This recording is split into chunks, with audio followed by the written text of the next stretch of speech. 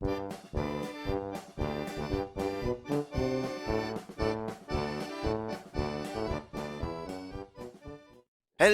everybody, this is Aubni here, and today we are back on the Ripple Effect server to do something a bit special, something I did not really expect to do, but then I kind of realized it would be a good idea. We are going to play one of my own game for two reasons. The first reason is that I am halfway through recording the next episode, the episode from next week, and I have realized that I won't have time to do everything that I want to do for that episode. The second reason is that there are some rumors about the fact that maybe I make some very hard games that people think are unbeatable, and I want to prove that this rumor is false and that this game here, so that's the Escape the Room game, is beatable. Um, Also, just a heads up, it's gonna be the second time that I do it in a row because I beat it. I recorded the whole video, took about half an hour, and then I realized I had muted my mic and there was no sound at all. I was very happy with that. So that's the reason why Sin was saying that thing that he said in chat a few seconds ago. But anyway, let's get on with the game. So escape the room. Here are the instructions. You have 15 minutes to grab the token. The tokens are the things that we're gonna put in the brag rooms that we worked on last week. Leave all your items in the chest at this like this chest here. Can keep some food, but you cannot use it for the game itself, only for sustenance. You may not break any block that you haven't placed yourself. That's just common sense. This game can be solved alone, but you can bring some friends along if you prefer. Uh, Sometimes more than one brain can help solve some of the things. Sometimes not, but sometimes it helps. And it's not mandatory. You can solve it by yourself, which is what I'm gonna show. There are three types of items that you will find in this room. Usable, you can do anything you want with this one. You only need one, but you can take more if you absolutely need to. So basically what that means is you take one. If you mess something up and you don't have it anymore, you can take a second one. You can take a new one if you need to, but you won't need to take three and do something with the three blocks or something like that. Then unique, you can place and break these items, but you must not lose or destroy them since they cannot be replaced. So unlike the usable items, if you lose a unique item, you won't have the chance to get another one. So don't mess it up and lose them. Key, each key has its own lock, where it must be placed. Each key is unique, so do not lose them. So the keys are just basically like the uniques, kind of. But there was a reason why they were named key and not unique, and I kind of changed my mind. They could have been named unique, but anyway, that's not very important. Everything needs to be set up manually, so you please warn Obni whenever you try it. I consider myself warned that someone's gonna try it. If you cannot reach the entrance, it means it's not ready to play. Please warn Obni so we can put everything back in place. I need to check, but I'm pretty sure it's gonna be we're gonna be able to access the game. This game might be hard, but it is beatable, I promise, which is what we're going to prove. So I'm gonna put all of my stuff in this chest. I'm just gonna keep my pick just in case, and also it's gonna allow me to break some walls or something if I want to show you something or if I need to explain something. And I'm gonna keep the book as well for one specific reason. Warning, this whole episode is one big spoiler. If you want to play this game, don't watch it. Don't worry, it's not gonna hurt my feelings. Let's proceed. So let's head in. The timer has now started. There are, first of all, two things that we can notice. I'm gonna start with this one. It's gonna be easier here. So as you can see, there are numbers. Wait, let me use Optifine with my zoom key. There are all those numbers, and instead of writing them in number form, I wrote them in letters. I spelled them out basically, and there's something quite specific, like the one here. The E is capital. The two, the T is capital, etc. So there are five capital letters: E, T, R, E, and H, which you can spell the word three with them. Did that sentence make sense? Anyway, yeah, those five letters can spell three. So three is one of the numbers that we need for this combination. Forgot to explain that's a combination lock. So you need to find all the right answers, or all the right numbers, and it's gonna open the next place, the next step of this game. Other thing that we notice, there are multiple colors up there, but there are three that kind of stand out: the red, the orange, and the yellow, because each one of them is unique. So let's first look at the yellow. As you can see on the ceiling here, there is a dropper. They used to have the same texture as pistons. All those are all of these are pistons except for this one here, which is a dropper. But they change the texture, but apparently not enough to make them really more noticeable. Even though when you know it, you do realize that yeah, it's not the same texture. But yeah, so when we grab the item from here, it does two things. Well, first we have the item. It's a unique redstone torch, so we cannot lose it. And it opens up this chest. This chest is empty, but if we put an item in it, we get a usable iron block. There are two things that we can do with this redstone torch. So the first is get the iron block, and the second thing, redstone torch, red block, red, red. I don't know if you get the hint here, but you can put the redstone torch here, and it's gonna open this chest here where we get two items: key A and a unique shulker box. Orange shulker box, I should say, and we have an orange block here. Well, first let's take care of that key here. Something that you might not notice, but there is a dropper hidden behind this chest. So there's a hidden lock, and when you put the key in it, you have the number 8 that appears on the ceiling. Second number for our combination. Now, orange shulker box, orange block. Let's put the box here. It does nothing, but if we put an item in it, it opens up this chest here. This chest is empty, but if we put an item in it, opens up this door here with a golden pressure plate. In case you don't know how gold pressure plates work, you can, it counts the number of items that you put on it. So the more items you put, the stronger the signal it sends. But we have no items to put on here because we can't use our food. You're not supposed to bring the instructions in, and you're not supposed to have a pickaxe in. So technically now my inventory should be empty, technically. But I have a little something here with something special with this block, with this iron block. And let's just look at the definition for a usable item. Usable, you can do anything you want with this one, with this. So what we're gonna do is we're gonna make more items. Now we have plenty of items, so we can put one nugget here to have this, to keep this door open, and we can throw all of this down here to open this chest here. And now we have a riddle. A farmer has rabbits, bats, and walruses. All his animals are bats except 3, all our rabbits except 4, and all our walruses except 5. How many animals does the farmer have? So I'm gonna solve it on screen right now. I'm just gonna have to make a cut because I won't solve it like right here, right there. But yeah, let's solve it with something else.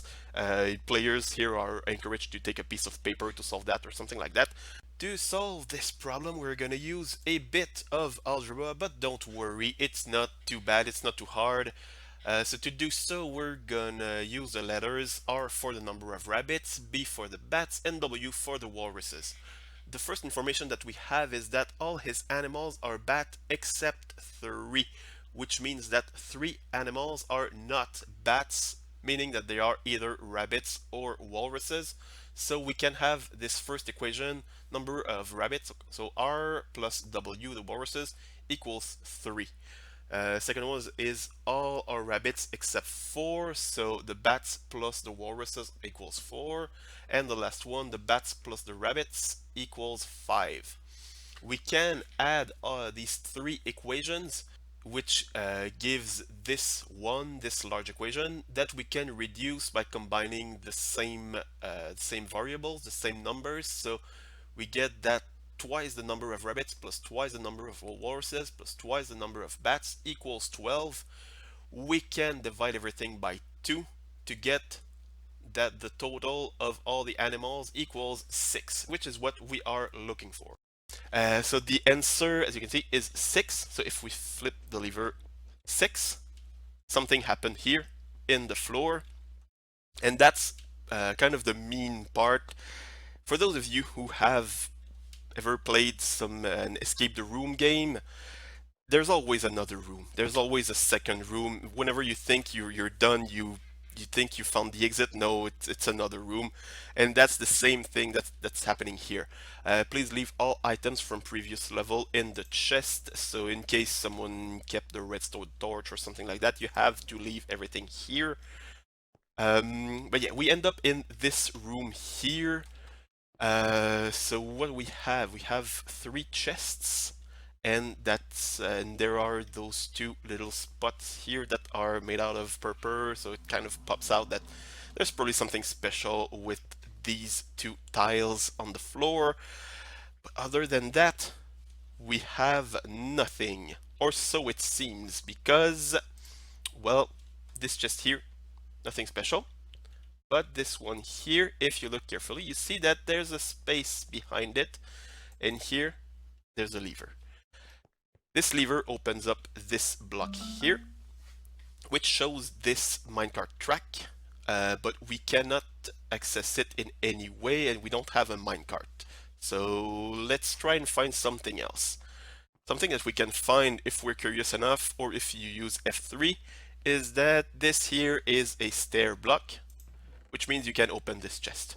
It's not being blocked off. But the chest is empty, and you have no items to put in it, but if you click inside it, it opens up, first of all, this chest here. And it did something else that we're gonna see right after, but here we have the key C, so we can throw it on the floor in either one of these. So this one, it wasn't the right lock, but here, that's the right lock. What this did was it pulled back this piece of the wall here. In case you did not notice, it used to be just in line with this diagonal wall here, but now it's pushed back by 1 block. So first thing that happened, super cool. If we press it again, you see it retracted this block here. Before we play with that thing here, how this works, it's called a comparator update detector. It's a very neat redstone contraption, very useful when you want to hide stuff. And what it does here is, since it retracts this block here, we can go in here, and when the block gets pushed back, we enter crawling mode. So this track here was just a red herring. There's not going to be any minecart. But here we can find key B in this thing over there in this barrel. So key C was here, so key B is going to be here. And it pulls the wall back 1 more time, and it exposes a chest with some unique string and unique tripwire hooks. So to place them, we would need to find a spot where that has a length of 4, and there is only 1 spot like that, and it's here. Maybe I'm wrong, maybe there are others, but that's the right one. And when you activate it, ta-da! You won, congratulations, that's the celebration here. And in this chest, you get the token, I escaped the room. So that's how you beat this game. That's how you get the token, and that's how you escape the room. So with all the explanation, it didn't take that long, but I can totally understand why it takes a lot longer for people to figure everything out. Many things are quite complicated or quite counterintuitive. So far, the furthest that people have gone in that game is the part with the iron block that you have to break. That's the firstest. I haven't seen anyone beat that part yet, as of today, as of the time I'm recording this. How does this thing work? So basically, here that's where you get the torch. You dang it! When you remove an item from this dropper, it sends a signal down there. So when there's an item, this torch is turned off.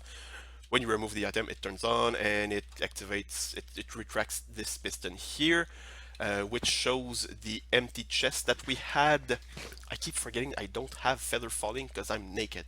But yeah, it retracts this chest here, or it unlocks this chest, which was the one that was empty, but where we could put something to get a iron block. Then,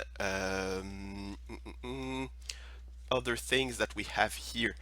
On the other side, we have here, sorry about that, I had to burp. I know I'm disgusting, don't judge me please. Here we have the red block, so that's the one where we put the redstone torch. It's using a cauldron like that is one of the only ways to move a signal with an upwards facing piston. Otherwise, if it's like with a redstone block, it can get bud powered by itself, and it's just a mess. It just won't work. But with a cauldron and a comparator, it works just fine. So you just move the cauldron, turns off this comparator, and turns off this signal here, which unlocks the chest down there that we saw earlier today. Then here is the block where we left the shulker box. So putting it here, sending a signal here through this comparator will unpower this line here, which will unlock the other chest. The other chest here, kind of like the other one on the other side, there's a comparator running out of it, which sends a signal down here, which goes all the way around to unpower these pistons here, which show the golden pressure plate. When you have enough item on the golden pressure plate, it sends a long enough signal, so when you have 4 items, the signal reaches this torch, which unlocks this chest here. And the last thing is here, that's the hidden lock, so the key A ends up in this lock, which sends a signal up there to extend all these pistons here to write the 8 on the ceiling.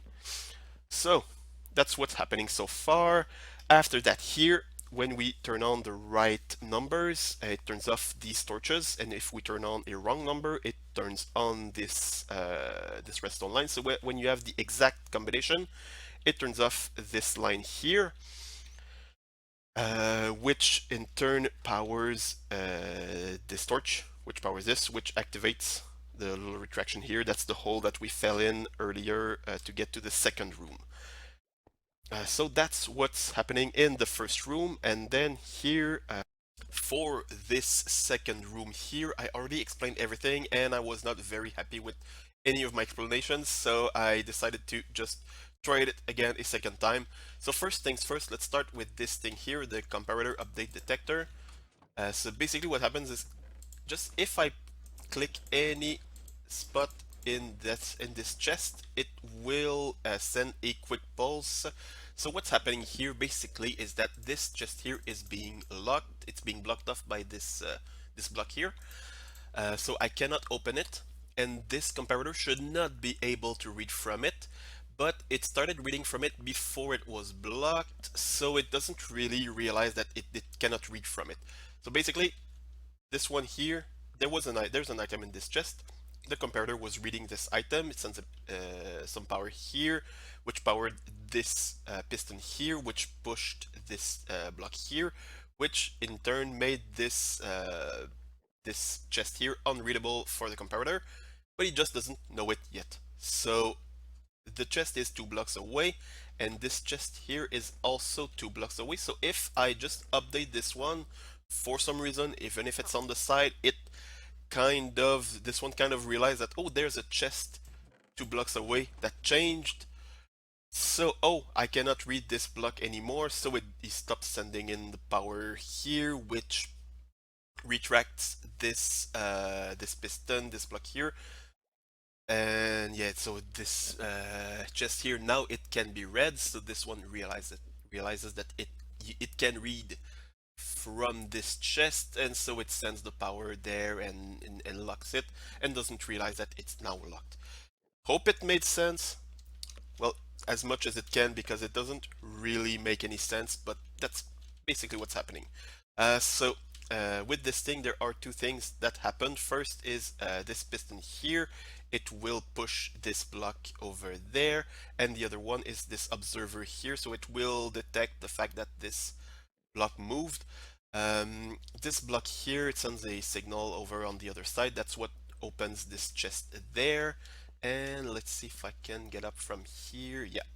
The observer here will send a signal here to this pulse extender, which will retract this the block here that allowed us to crawl. Well, that when it pushed back down, it allowed us to crawl. You get what I mean, I hope. Now, what else has happened? So that's one of the main things that has happened in this room. And for the second room, for the second part of the things that were happening in this room, there's the retracting wall. So it's a triple piston extender using slime blocks. Let me just reset it first, and I'm gonna explain how it worked when it is reset. But well, the last one I can explain right now. So when this block gets pushed, it pulls this last piston here, and that's the one, like underneath this piston, there's a block with that's where we put the tripwire hook, well, the tripwire, and we activated when we jumped in the tripwire, it activated this piston, which pushed this block, which retracted this piston and everything with it. So now it has the slime block will pull these two pistons as well when it gets pushed. So that's how we do the triple extension. And then if we reset this part here, it gets pushed all the way out. So now that's the initial state. The wall is going to be in line with everything, with the retractable wall would be in line with the rest of the wall. So since we can get both keys key B and C at any time, like we don't get one before the other and you don't activate one before the other, I decided to make them both work like they both do the exact same thing, using both an AND and an OR gate. So as you can see here, if I put an item in this one, it's gonna power this block here, unpower this torch, and power this line here. Same thing happening here. Oh, we can't really see it. From here we can see it. If we put an item in, it's gonna extend the signal, unpowering this torch and powering this repeater. So this line here will also get powered. So if we have one item in either of those, this line here gets powered and it sends a signal here. So that's the OR gate. So either one of those gets powered, it sends a signal which retracts this block. So keys B and C do the exact same thing if you put only one, and if you put both in, both of these torches get unpowered. So this line here will get unpowered, which in turn will retract the second piston. So basically what this does is it doesn't matter which one you put first, they're both going to do the exact same thing. Hope it made sense. I really hope it did. So for now, I'm gonna reset it. So that's pretty much what happened in this part of the game. And there is just one last little thing that I wanted to show. No, there was two. One of those that I mentioned a bit earlier. There was the fake tunnel or the fake corridor.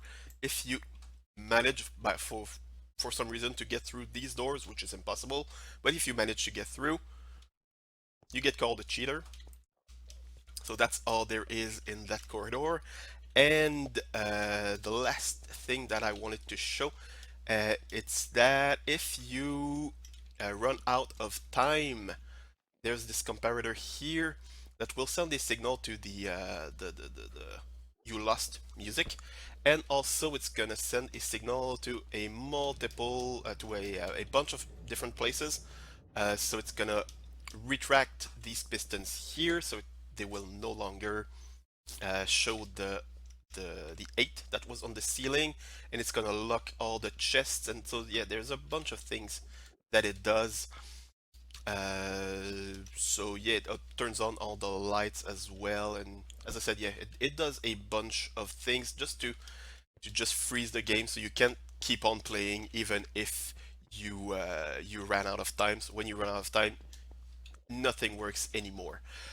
So that's pretty much all there is in this game.